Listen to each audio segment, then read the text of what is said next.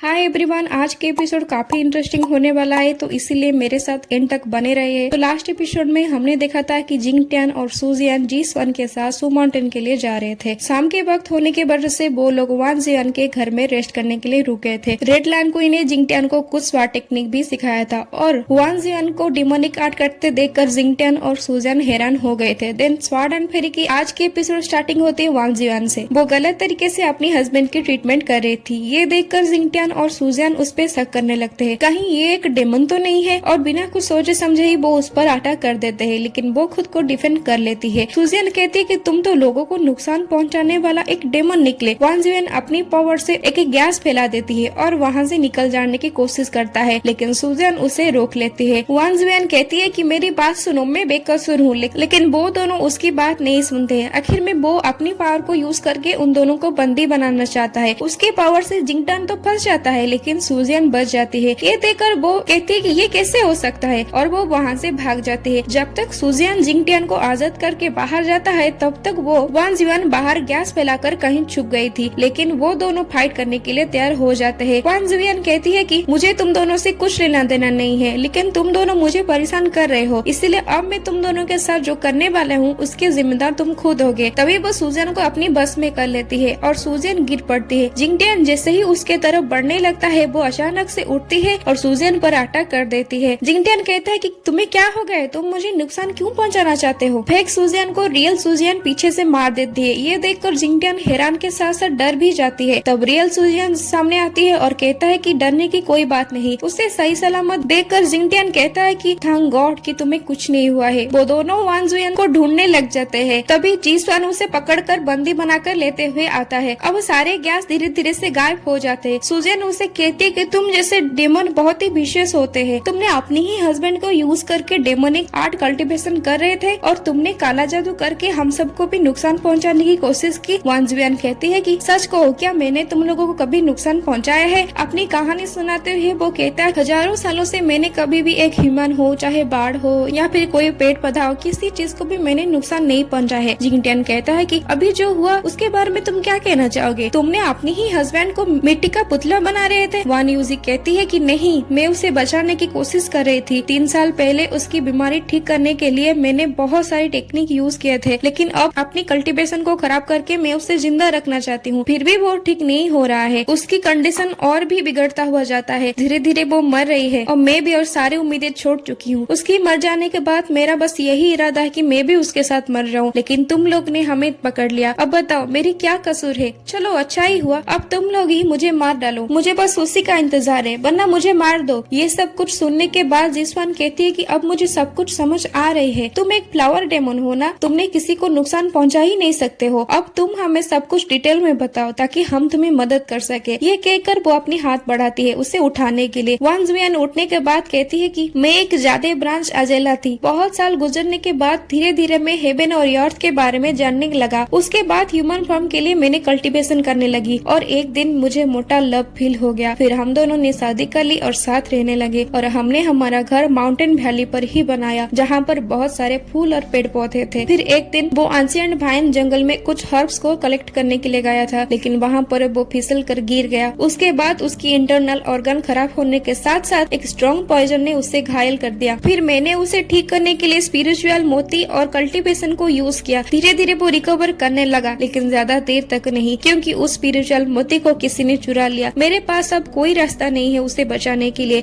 इसीलिए मैं अपनी कल्टीवेशन को खराब करके उसे ठीक करने की बहुत कोशिश करती हूँ, लेकिन अभी भी वो धीरे धीरे मर रही है। इतने में ही वो रो पड़ती है और वो फिर कहती है मेरे पास स्पिरिचुअल पावर खत्म होने वाला है, फिर भी वो ठीक नहीं हो रहा है, इसीलिए मैं भी उसके साथ मर जाना चाहती हूँ। सुजियान रोते हुए उसे कहता है कि हमें प्लीज माफ कर दो, हमने तुम्हें गलत समझा। देन वो हुआंग से कहता है कि क्या तुम उसे पॉइजन से आजाद कर सकते हो। जी-स्वान उसकी पॉइजन चेक करके उसे कहता है कि ये एक मियाज़मा पॉइजन है, ये अक्सर दूर और निर्जन पहाड़े पर ही बनते हैं, और वैसे भी इस तरह के पॉइजन अर्थ एनर्जी से ठीक किया जा सकता है। तुमने जो स्पिरिचुअल मोती खोया है वो जरूर अर्थ स्पिरिट मोती होगा। जल्द से जल्द हमें वो स्पिरिचुअल मोती ढूंढना पड़ेगा, उसके बाद ही मैं अपनी आर्ट और स्पिरिचुअल पावर से तुम्हारी हस्बैंड को ठीक करने की पूरी कोशिश करूंगी। ये सुनकर वान जियान कहती है कि क्या सच में आप मेरे हस्बैंड को ठीक कर सकते हैं। अगर आप अर्थ स्पिरिट मोती को ढूंढ ले गए तो फिर मेरे हस्बैंड ठीक हो सकता है। मैं अपनी हजारों साल की कल्टीवेशन को रिपेमेंट कर सकती हूँ। जिंग टियान कहता है कि हजारों साल के कल्टीवेशन के बदले 100 साल की जीवन, क्या ये इसी लायक है? सुजियान उससे पुश करते हुए कहती है कि ये तुम क्या कह रहे हो? वान जुयन कहती है कि अगर वो चला गया तो 1000 साल भी कोई मायने नहीं रखता मेरे लिए। अगर वो जिंदा है तो एक दिन भी मेरे लिए हजारों साल जैसी है। जिसवान कहते हैं कि अब हमें उस स्पिरिचुअल मोती को ढूंढना होगा। जिसवान फिर पूछती है कि क्या तुम्हें बता सकते हो इस एरिया में कहाँ पर डेमोनिक ऑरा बहुत स्ट्रॉन्ग है? वान यूजी जवाब देते हुए कहती है कि एंशिएंट भाइन फॉरेस्ट में, जो कि वैली के आगे ही है, जहाँ पर डेमोनिक ऑरा चारों तरफ फैला हुआ है। नेक्स्ट सीन एंशिएंट भाइन फॉरेस्ट पर आ जाता है, जहाँ पर वो तीनों स्पिरिचुअल मोती को ढूंढने के लिए जंगल में घूम रहे होते हैं। सुजियान कहती है कि ये जंगल तो बहुत ही बड़ा है, हम इस जंगल में मोती को कैसे ढूंढेंगे? जिनजीसवान कहती है कि मुझे एग्जैक्टली तो नहीं पता है कि वो कहाँ है, लेकिन मुझे ये जरूर पता है कि वो यही कहीं आसपास में है।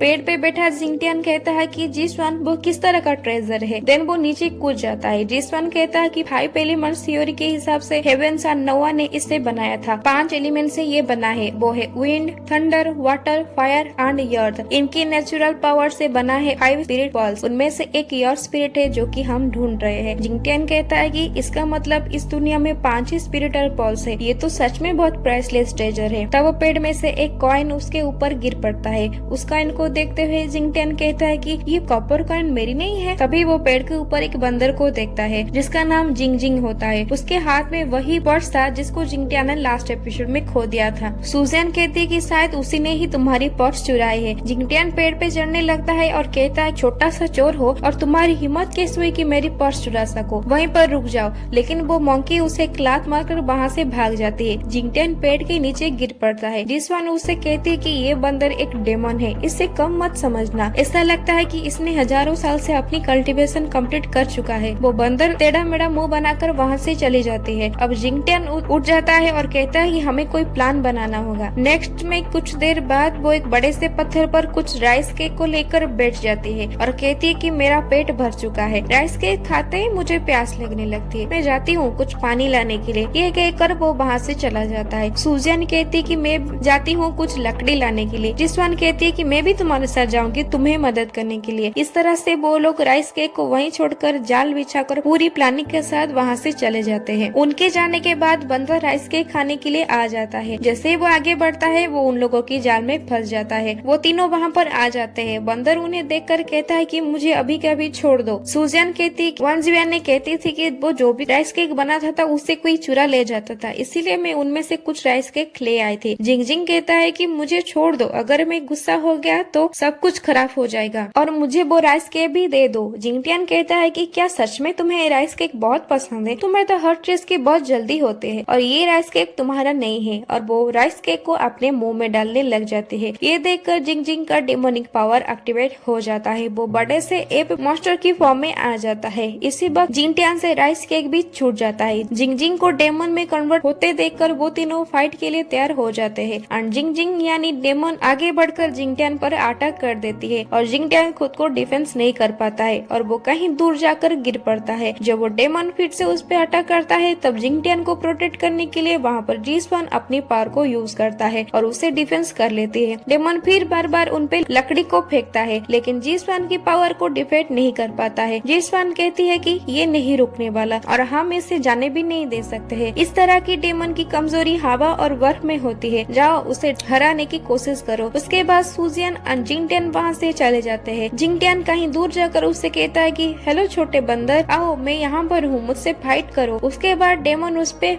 एक बड़ा सा पत्थर फेंकता है। देन जिंग टियान अपनी स्पार्ट की फ्लाइंग टेक्निक को यूज करके वहाँ से उड़ जाता है। उसके बाद सुजियान भी उस पे अटैक कर देता है। जैसे ही वो डेमन सुजियान पर अटैक करने वाला होता है जिंग टियान वहाँ पर आ जाती है और सुजियान को अपनी स्पार्ट में उड़ा ले जाती है। जब तक डेमन उन दोनों को देख रहा होता है तब तक सुजियान अपनी पावर से उसकी पैर को बर्फ से जमा देता है एंड सुजियान उसकी गर्दन पर कूद जाती है। डेमन उसे पकड़ने की कोशिश करता है तब जिसवान उसकी पावर से फिर से उसकी एक और हाथ को बर्फ से जमा देता है। इसी मौके का फायदा उठाकर सुजियान उस पे अटैक कर देती है और डेमन और सुजियान वहीं पर गिर पड़ते हैं लेकिन सुजियान को जिंग टियान बचा लेता है। How beautiful. वो डेमन वही गिर पड़ता है और लिटिल बंदर के फॉर्म में आ जाता है। जब उसकी आंखें खुलता है तब वो देखता है कि उसे बांधकर पेड़ में लटका दिया गया है। जिंग टियान उससे कहता है कि तुम छोटे छोटे से चोर बंदर सारे चीजें चुराते हो और मुझे पीटते भी हो। क्या तुमने वो स्पिरिट पर्ल्स को देखा है? अजेलिया ग्रोबे के पास तो कफुल थे जो उसी के वजह से जिंदा रह रहे थे। उसके हस्बैंड एक स्ट्रॉन्ग पॉइजन में फंस गया है और वो स्पिरिट पर्ल के वजह से ही जिंदा रह सकता, लेकिन तुमने वो चुरा लिया। इस वजह से वह वान जुआन अपनी जिंदगी को खतरे में डालकर उसकी हस्बैंड को बचाने की कोशिश करता है। तो फिर बताओ स्पिरिट पर्ल्स कहाँ पर है? जिंग जिंग कहता है कि वाइन ओल्ड मास्टर ने कहा था कि वान यूजियन एक अच्छा इंसान नहीं है। उन्होंने ये भी कहा था कि तुम जाओ और स्पिरिट पर्ल्स को चुरा ले आओ क्योंकि वो फॉरेस्ट की अमानत है और मुझे चुरा लेने के लिए कहा गया था। मुझे सच में नहीं पता था कि वो किसी की जिंदगी को बचा रहा है। और तो और मैं एक ईमानदार चोर बनने के लिए वो स्पिरिट पर्ल्स को चुरा ले आई। मेरा मतलब यही था कि चीजों को चुराना, किसी को नुकसान पहुंचाना नहीं। फिर उसकी कहानी दिखाते हुए वो कहता है कि